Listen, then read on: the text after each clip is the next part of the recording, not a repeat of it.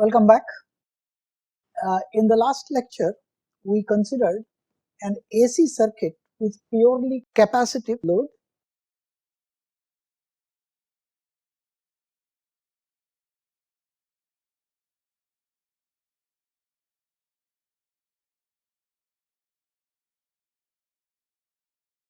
In the lecture before that, we had talked about a circuit with a purely inductive load.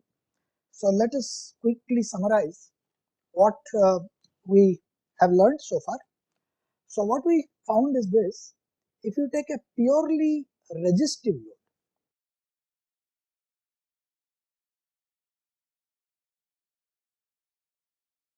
then you find that the current is in phase with the applied voltage.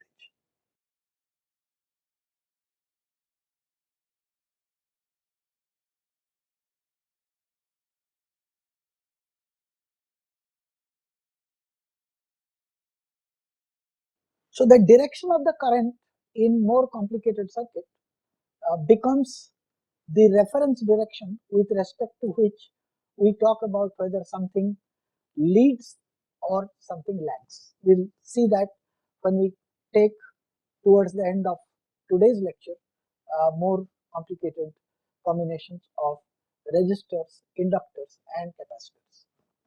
What we found is that for an inductive load,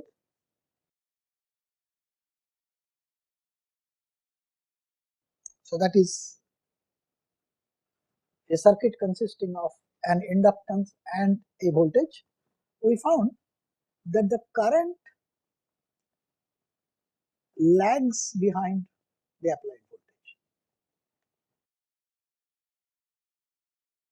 What is meant by current lagging behind is that if you look at a trigonometric variation, let's suppose a sine function or a cosine function for the voltage, then the corresponding expression for the current will be the same trigonometric function but with a phase which will lags means be negative. So something like if voltage is varying as cosine or sine of omega t, then the current will go as cosine or sine of omega t minus phi. The reverse situation happens for a capacitive load,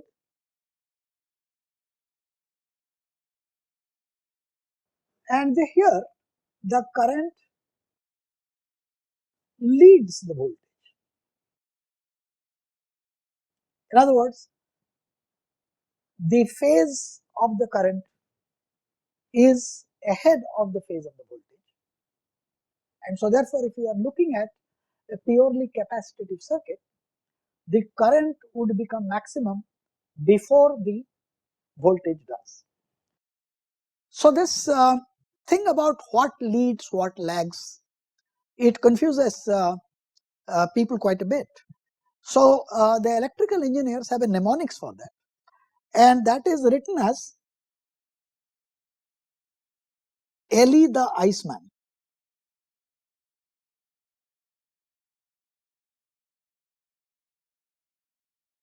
Now this tells you that for an inductive circuit, which is what this L stands for, the EMF, that is the voltage, that leads the current. So E is for voltage and I is for current. And for the capacitive circuit,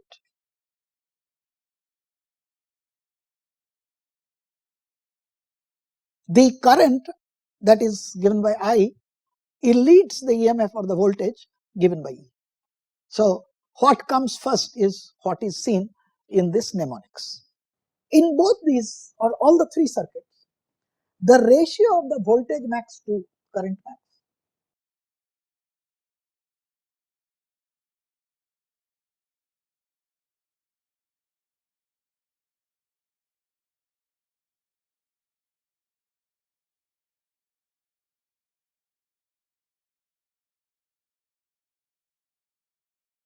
is given as follows. So if I have a purely resistive circuit,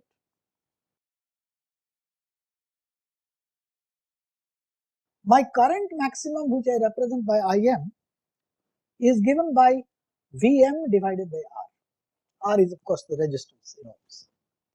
For an inductive load,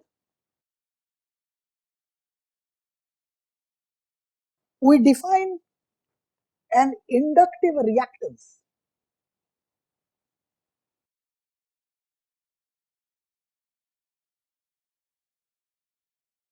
represented by XL, which is equal to omega times L, and this, in terms of this, my current is given by voltage maximum divided by XL.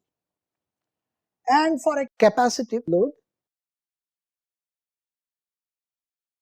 we define a capacitive reactance by Xc, which is equal to 1 over omega C, and once again I have my Im as equal to Vm divided by Xc.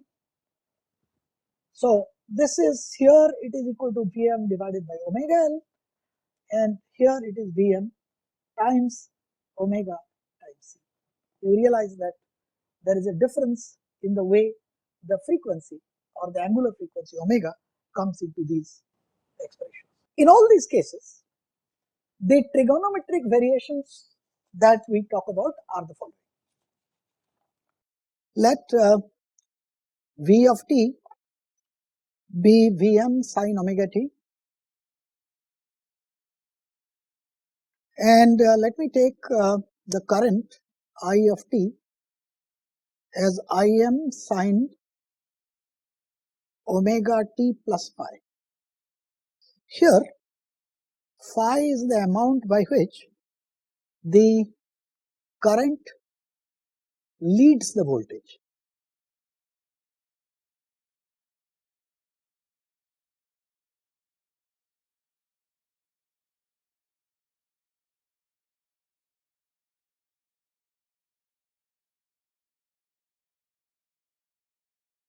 In this, with this notation, if I have a purely resistive circuit, then of course phi is equal to 0, which implies that current and voltages are in phase. For an inductive circuit, as we have seen, current lags the voltage by pi by 2, in which case phi must be equal to minus pi by 2, because I have taken the current expression to be omega t plus phi. And for capacitive circuits, the current leads the voltage by pi by 2, so therefore phi will be equal to pi by 2. I have mentioned earlier, though we will not really be using it, when it comes to complicated circuits, it becomes clumsy to deal with different types of trigonometric variations for voltage, current, and things like that. So in electrical engineering, what is done for making the algebra simple is to take for voltage an exponential form. This is just a short introduction I am giving in next 5 minutes. If you find it little difficult, you just ignore it, because I will not be really using it as I go ahead. So what is done is the following. Supposing we take V of t instead of Vm sin omega t, I take Vm e to the power I omega t. Now remember that the exponential e to the power I omega t is cos omega t plus I sin omega t. As you notice that this really doesn't represent a physical situation, but mathematically the function that you want, which is V of t sin of omega t, is nothing but the imaginary part of this function. Similarly, if you wanted V of t to be Vm cosine of omega t, then it would be represented by the real part of this function. The reason for taking Vm e to the power I omega t instead of the cosine or the sine, mathematically exponential functions are much easier to deal with than trigonometric functions. And in that case, what we'll do is we'll carry on with the calculations, assuming the exponential functions, and then of course we'll At the end, we'll say we need to take the real part or the imaginary part, as the case may be. Now, if you do that, then the corresponding I of t would be given by Im e to the power I omega t plus phi.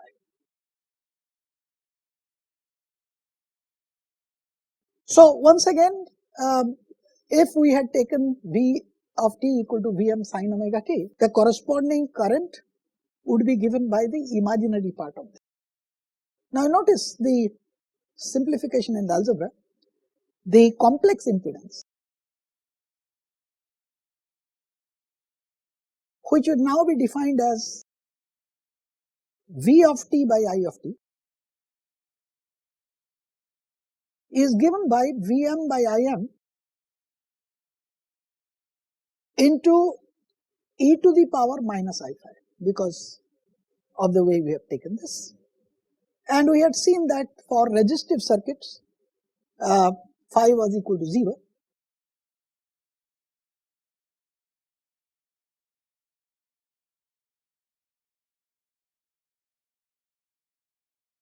Which tells me that Z is nothing but Vm by Im. For resistive circuit, it is just equal to I. For an inductive circuit,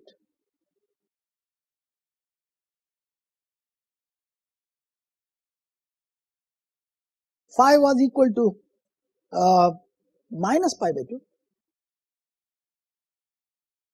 So, and we have seen that Z is then Vm by Im, which is omega L times e to the power minus I pi by 2. Well, minus, but phi itself is minus, so e to the power plus I pi by 2, and that's equal to I omega L. Likewise, for a capacitive circuit,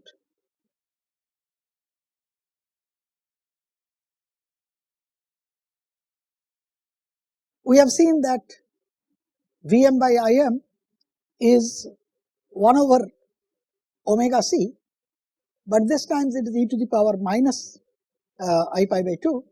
So therefore, this quantity is e to the power minus I pi by 2. So this is just equal to minus I 1 over omega c. Alternatively, it's also written as 1 over I omega c.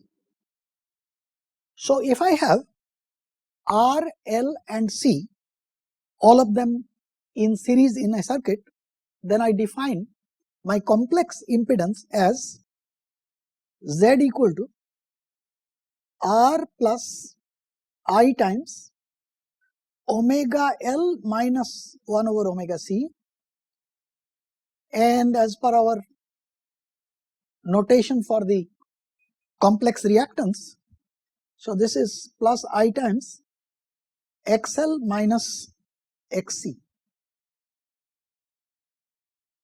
Now you can see that this gives modulus of Z equal to square root of R square plus XL minus XC whole square, which is the same as XC minus XL whole square. And this is what we have been using all throughout. The phase of the complex Z, which is phi, is given by tangent of phi equal to XC minus XL divided by R. Now these relations can be shown in an impedance diagram,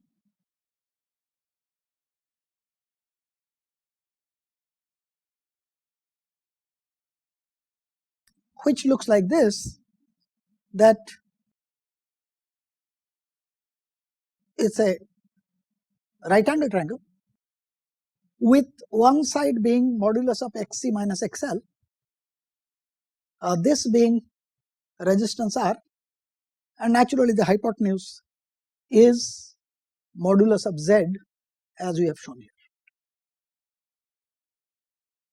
Let me look at what happened to power in such circuits. Now, what we said is that when we had a purely resistive situation, then the average rate at which it dissipates power, average power. So average for a resistive circuit was Im square R by 2. This came because I square R is the instantaneous dissipation of power, and if you take the form of current to be a sine function, then the I square will have a sine square, and over a period thus we have seen that the sine square or the cosine square function gives me the factor of half. So what is done is, in order to make this formula look similar to the way it looks for DC circuit, we define what is known as an RMS current. We could also define RMS voltage that way. So RMS current was simply Im divided by square root of 2, which we represent as I RMS.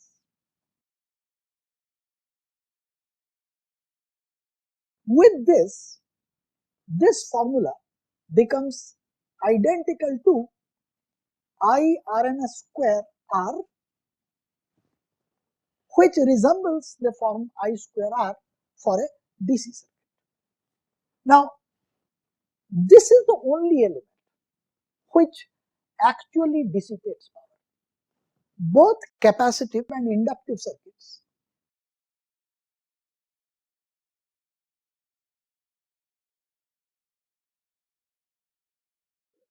absorb energy in one part of the cycle and return the same to the source in another part. So the average power for both inductors and capacitors is equal to 0. So with this, let me now go over to a discussion of what happens to an LCR circuit when an alternating voltage is applied. So let's draw this is my voltage, which as before I will take it as Vm sine omega t. I have a resistance R, an inductance L, and a capacitance C.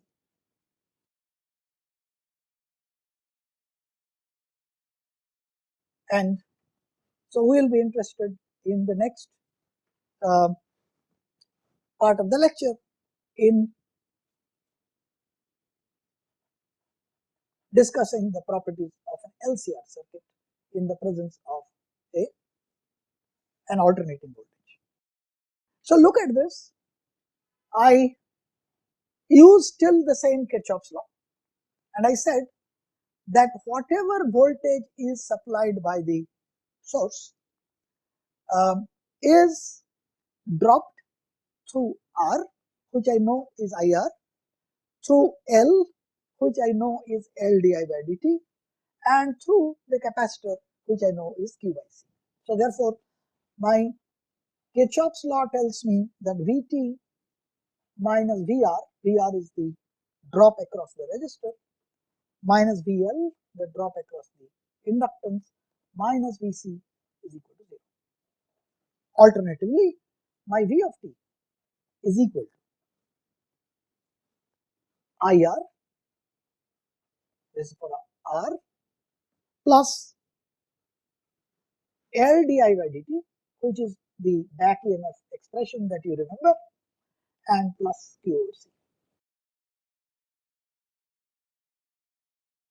We will return to a formal solution of this problem little later in this lecture, but let us look at what statements I can make about this circuit.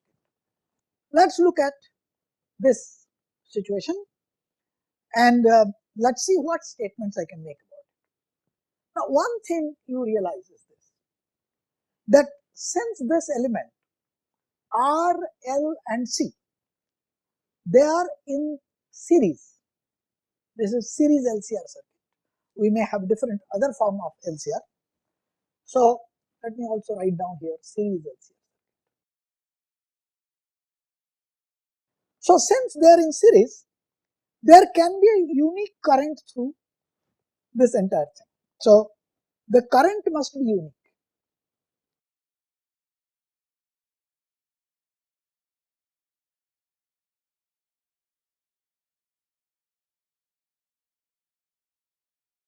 Through the three elements.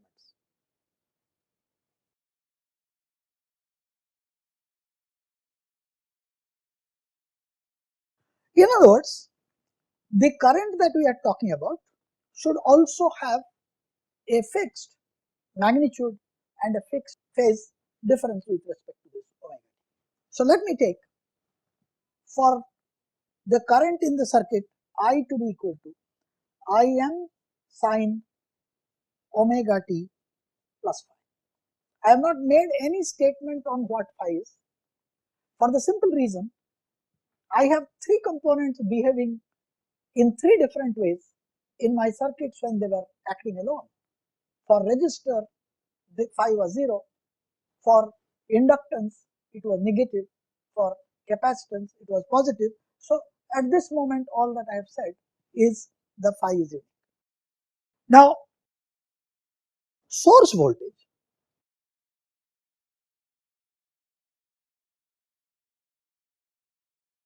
is V equal to Vm sin omega. These are the two things that we know. Now, what I will do is this. I will first try to solve this problem or try to understand the implications of what we have said in a graphical manner. So let us do that. We'll do the formal analysis a little later, but we'll see that a lot of it can be done by application of the graphical technique. So as before, I take the x-axis as my reference line.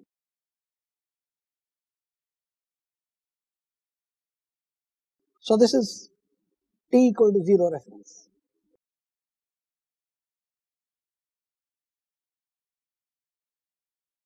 And what we have said is this, that at a time t, because this phasor is rotating with an angular velocity omega.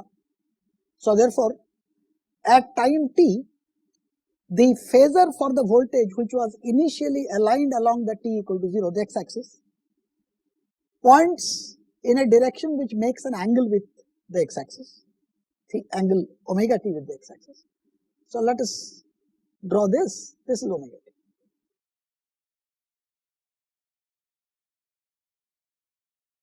Now, what we have taken is that the current to lead the voltage by an amount phi. So therefore, in this picture, my current would be, let me use a slightly different color. My current would be along this direction.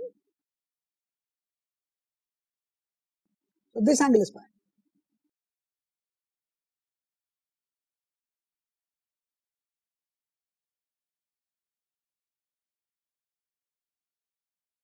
And this is of course Vm.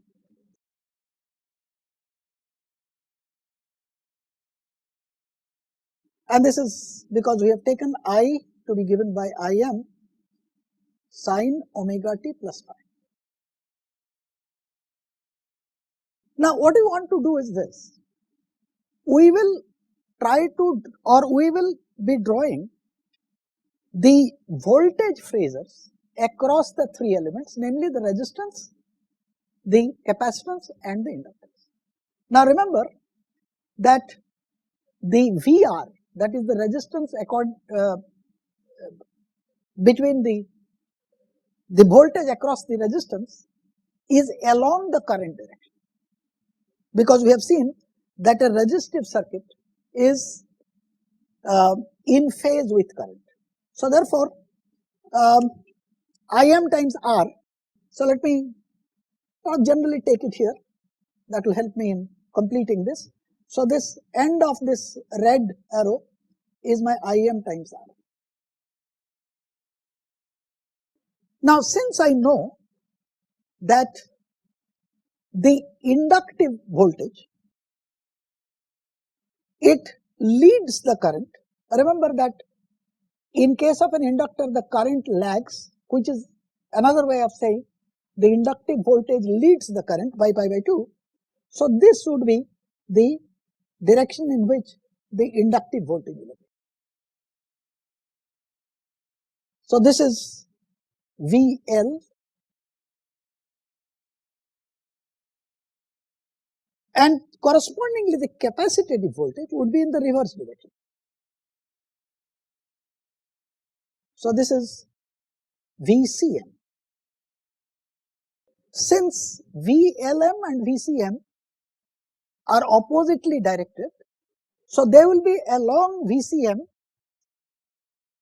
where the capacitive reactance is larger than the inductive reactance. So you subtract the two and put it somewhere here.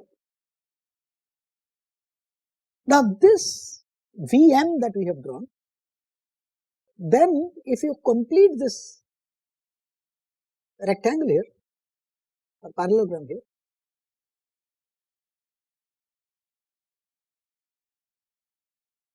so this amount from O to whatever, let's say A, so OA magnitude is XC minus XL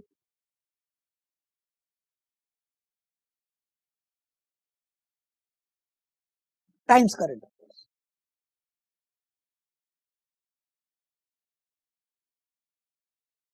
So this tells me, this graphical construction tells me that Vm square is Vm resistance square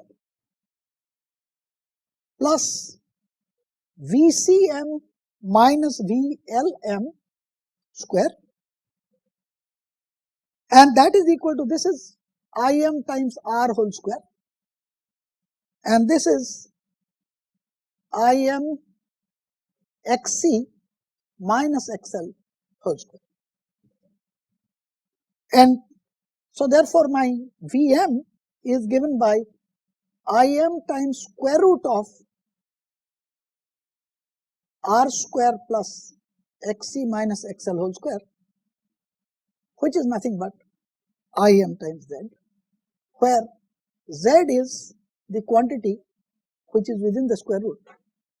So this is R square plus Xc minus XL whole square. Now remember, when I was discussing the complex nature of the impedance, I had said Z is R plus I times Xc minus XL. I am not really going to be doing it. So far as I am concerned, I am only interested in magnitude of that quantity, and which obviously is R square plus Xc minus XL whole square. So this is the impedance that I look at. So repeating once again, the impedance consists of, so that is Z, it has a factor which is R, and it has Xc and XL. In a vector diagram, the resistance and these reactances, they are perpendicular, and Xc and XL themselves are oppositely aligned in the vector diagram. So this is the reason why I repeat, Z is given by square root of R square plus Xc minus XL whole square, where Xc as before is 1 over omega c and XL is omega L. Let me continue with my graphical analysis for a little longer by giving you examples. So let me consider an example, numerical example. So let me consider an LCR circuit.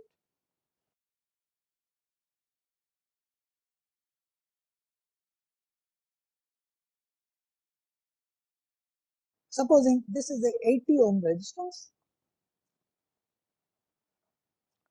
I have a 0.1 Henry inductance, and a 25 microfarad capacitance.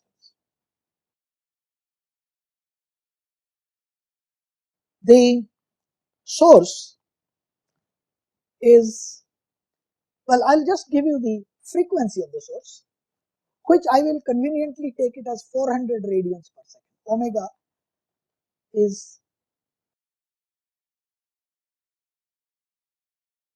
let me sort of point out that 400 radians per second I am taking purely for calculation of ease. 60 hertz, which is reasonably common in US, corresponds to 377 ohms. Yes, 377 radian per second. But 400 is close enough so that we can take it as a reasonably physical number. So let us first make the following thing. Suppose I say that an RMS current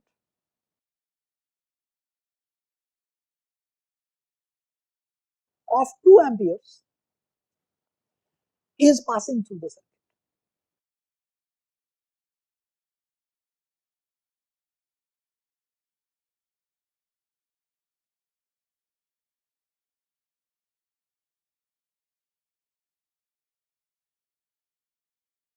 Now we need to first find out various quantities, and we would be interested in knowing that if this is the situation, what is my voltage like, the source voltage like. But before that, let's calculate various things. R is of course very simple, that's given to be 80 ohms. Let's calculate the reactances. So Xc is equal to 1 over omega c. Both Xc and XL, they have the dimensions which are the same as that of ohms resistance. So I have taken omega conveniently to be 400. This is 25 microfarad. So 25 into 10 to the power minus 6. That is 10 to the power minus 4 in the denominator. And so that takes me up there. And that is 100 ohms. And XL, which is just omega L. Omega is 400. L is 0.1. So that's equal to 40 ohms. Let me find out what is the total impedance like. So impedance, I repeat, is R square plus Xc minus XL whole square. So this is equal to 80 square plus 100 minus 40, that is 60 square. So that is just equal to 100 ohms. So therefore, my RMS voltage is given by RMS current multiplied by Z. RMS current is given to be 2 amperes, Z is 100, so it is 200 volts RMS. The peak will of course be square root of 2 times bigger. But let us take this opportunity of finding out what are the individual voltage drops. So resistance drop is just I times R, which is 2 into 80, that's equal to 160 volts. But remember, all these are RMS voltage. If you want peak, you have to multiply by square root of 2. The capacitive voltage, that is voltage drop across the capacitor, is 2, that is the current, times Xc. We calculated the Xc to be 100, so this is equal to 200 volt RMS, and VL, that is the voltage drop across the inductor, which is 2 times XL, and we calculated XL to be 40, so therefore 40 into 2, so it is 80 volt RMS. Now you can check that the source voltage, RMS source voltage, also satisfies the law of addition of vectors. So you can see that 200 square, that's V RMS square,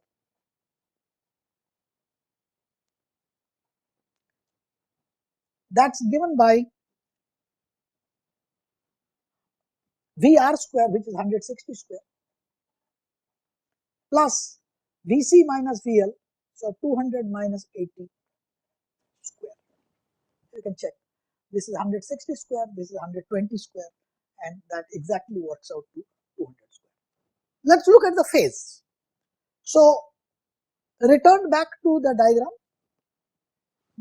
In doing these types of problem, you have to realize, if I am plotting a voltage, the statement that we have made, that for an inductive circuit the current lags the voltage, implies that for an inductive circuit voltage leads the current. So therefore, when you draw, you have to draw it keeping this in mind. So let's look at that. So let's suppose first I am trying to draw a vector diagram. So let me draw the current direction along the x-axis. That's also the direction in which the resistance drop takes place. So this is, let's take this is VR, and we just now calculated that my VR was 160 volt RMS. So this is 160. Now, so let me write it down here. VR is 160. These are all RMS values.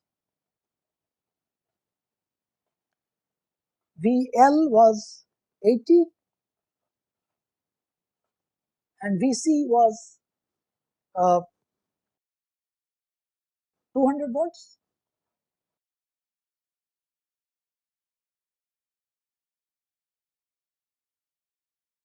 So let's draw it here. So the VL, because it's inductor, it leads the corresponding voltage for the resistor. I repeat again, the voltage leads the current for an inductive circuit. The current lags, but voltage leads. So let's take the same scale and put some 80 here. So this is my VL. And since VC is 200, in terms of length it would be slightly bigger. So let's do that. So this is VC, which is 200 volts. So what we now do is this, that we find out what is VC minus VL.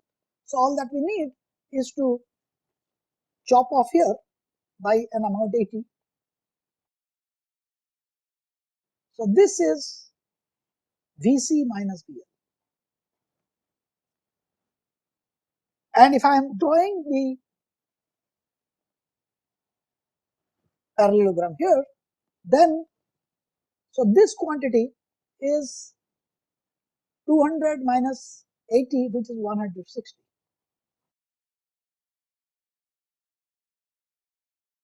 Sorry, 120. So this is 120, this is 160, and the result is obviously this.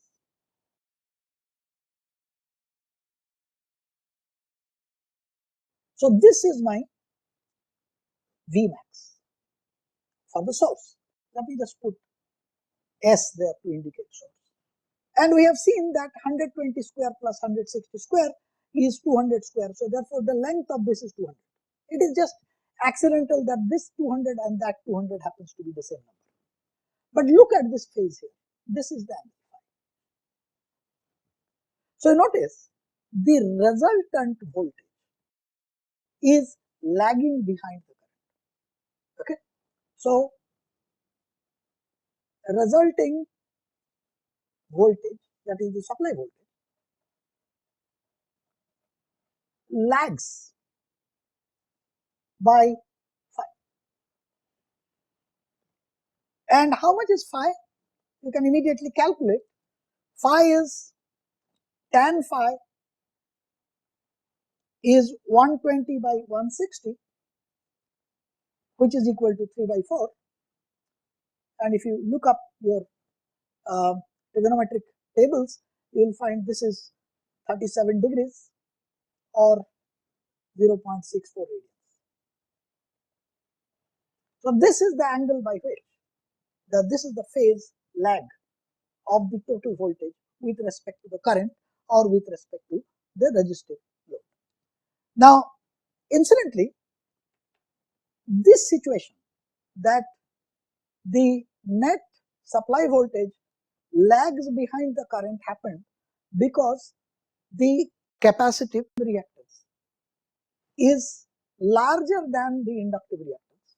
So as a result, this circuit is primarily, or let's say predominantly, a capacitive circuit. This circuit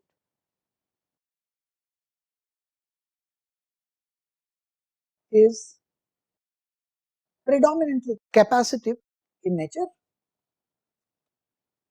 hence voltage lags current. And the reverse would be true, which we will also show you by taking some other example. If you had taken a situation where the inductive reactance is bigger than the capacitive reactance. Now look at this. What does it actually mean? What does this phase signify? Now, this is telling you that there is a time lag between the time the current maximum occurs or the voltage maximum. Now, look at what we have said. We have said that my current is Im omega t plus phi, and the voltage maximum occurs at omega t equal to pi by 2, whereas current maximum occurs when omega t plus phi is equal to pi by 2. So therefore, there is a time lag. So time lag between current maximum and voltage max. This is done by observing that I max occurs when omega t plus phi is equal to pi by 2. The voltage max occurs when omega t is equal to pi by 2 because it's just a sine omega t. So therefore, the time lag is given by phi by omega is equal to, now we have said, now you have to be careful, this phi must be in radian. So this was 0.64 radian divided by omega, which is 400 radians per second, which is equal to 1.6 milliseconds. Now, one of the things that I would like to point out is for you to observe what happens when omega increases.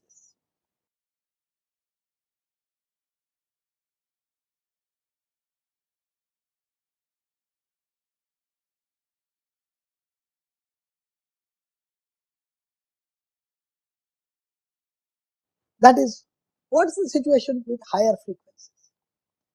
You see, what happens if your omega increases, then this phi, which we had worked out, is tan of phi is given by xc minus xl divided by r. And so if omega increases, let's suppose I am talking about a capacitor.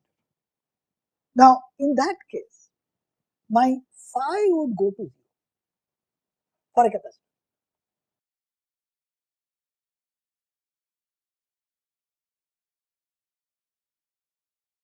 And the reason is very simple. We had said that my tan phi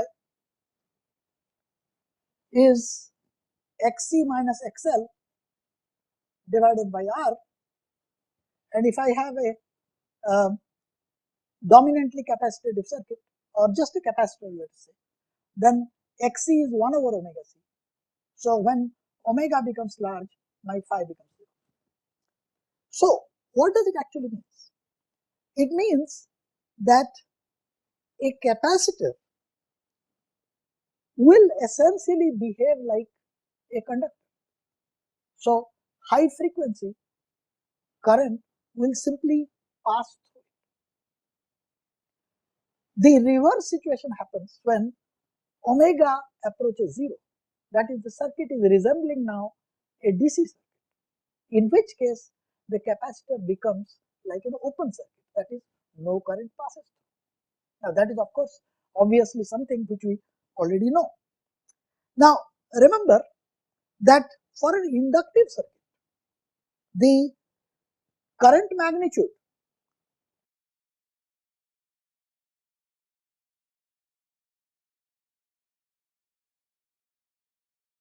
so here what we said is capacitor behaves like a conductor.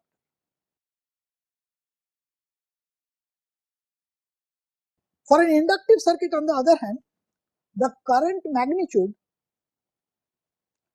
is proportional to 1 over omega L.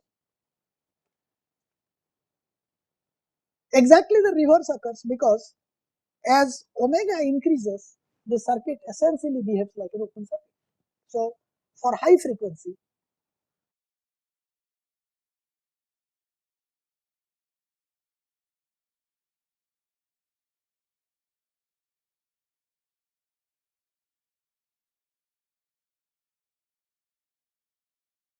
and of course, reverse is true if you have essentially a DC passing through.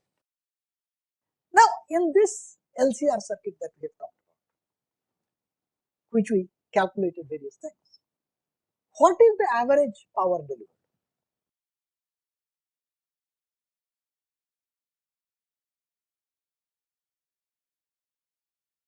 Now, remember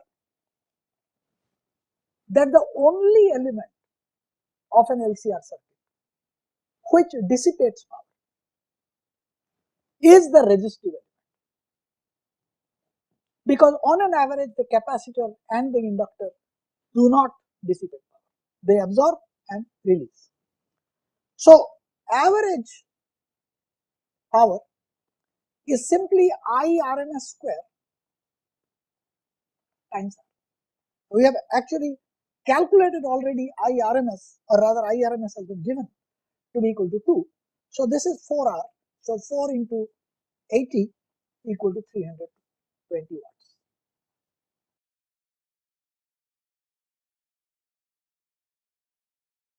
As another example, let me take an RC circuit.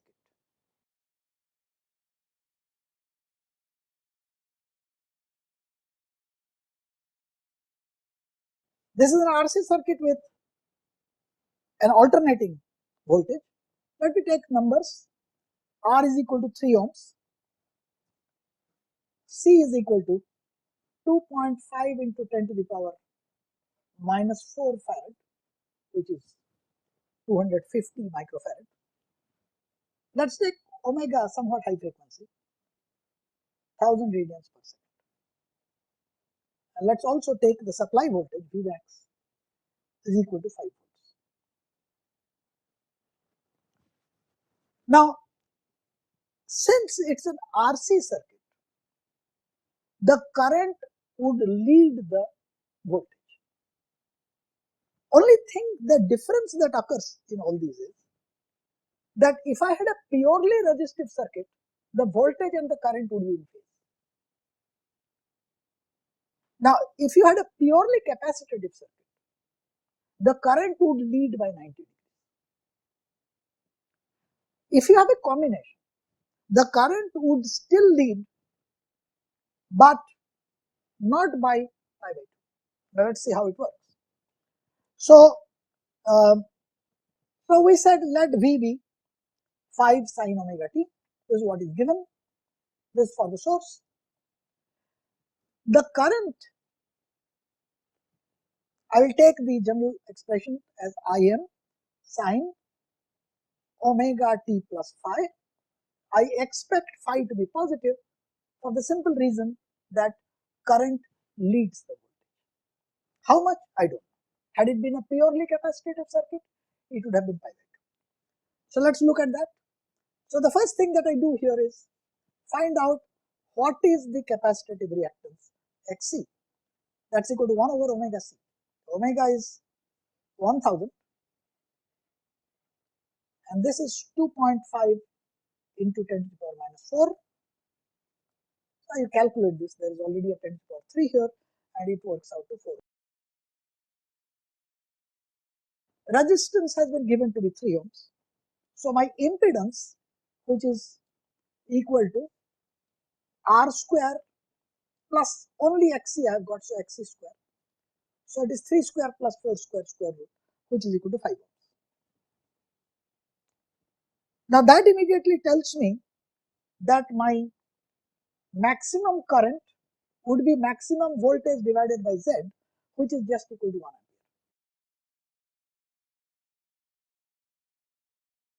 What about VR max, which is simply equal to IR? I is 1 ampere, R is 3, so it is 3 volts. What is the VC max? Now this is where you must remember, I am not adding. In series resistance circuits, the drops simply added, but I am not adding it, and that would be given by I divided by omega c, IXC. So this is 1 over omega c was 4, so 4 into 1, so that's equal to 4 volts.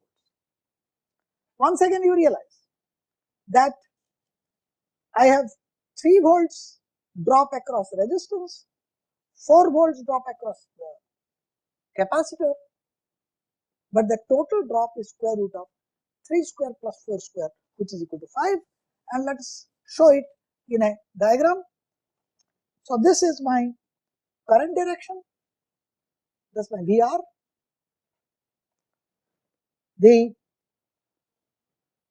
Now remember again, I am drawing the voltages. So though current leads the voltage, voltage lags, so hence the negative y-axis. So this is my VC, which is equal to IXC, and if you complete this, you find that that is your supply. And you can easily calculate how much is this angle, phi.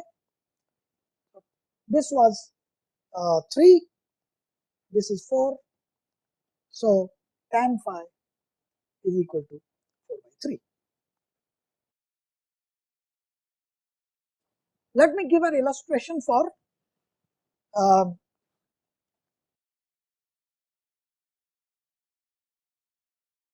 a circuit which is predominantly inductive.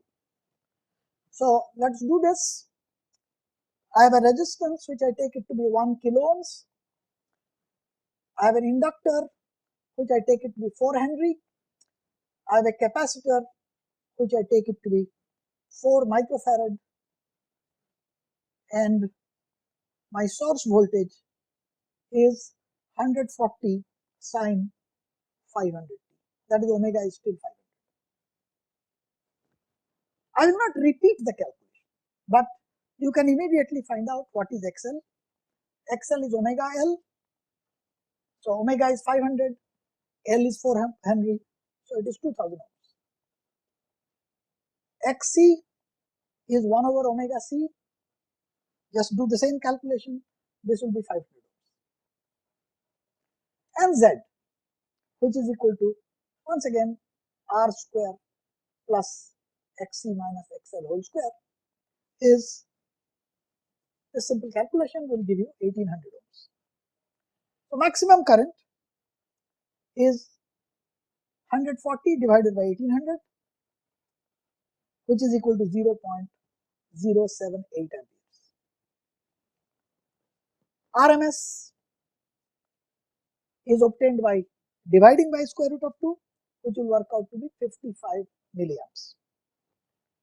Now repeat the same. How much is VR max? You have got IR already. I is this, R you know, and you will get, if you do it correctly, R is 1 kilo, 78 volts. Simple mathematics, arithmetic, I am not doing it. I will simply illustrate the last thing. VC max is I max times XC, this will turn out to be 39 volts. VL max will work out to 156 volts. So if you calculate the tan phi now, which is equal to XC minus XL YR, you will get it as minus 56 degrees. The corresponding vector diagram is this. This is your VR. In this case, my VL is bigger. So this is a much bigger one. VC is smaller. So therefore, this is the way I would draw the diagram. And this would be fine. So in other words, you can see the current lags the voltage by 56. So in this lecture, what we have done is to look at a combination of LCR circuit, and we have defined what are meant by reactances for the inductive and the capacitive elements. We defined impedance, and then we talked about a graphical analysis of the LCR circuit to determine current, voltage and things like that. In the next lecture, we will be doing a formal analysis which will require the solution of a second order differential equation, but we will sort of take it